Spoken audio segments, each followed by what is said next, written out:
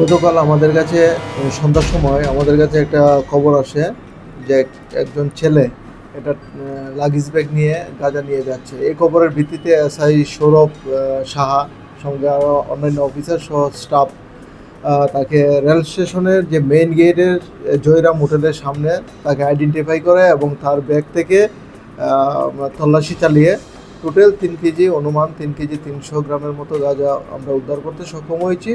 পরবর্তী সময় আমরা একটা স্পেসিফিক এনডিপিএস অ্যাক্টের মামলা নিয়েছি, যার number 79/2025 under section 20B 2B 27 clause A of NDPS act. আজকে তাকে আমরা 5 দিনের পুলিশ রিমান্ড চেয়ে আদালতে প্রেরণ করব। তার নাম হলো মানিক মিয়া, তার বাড়ি সোনামুড়া মতিনগর এলাকাতে। সে পাচারের জন্য এই গাঁজাগুলি নিয়ে যাচ্ছে।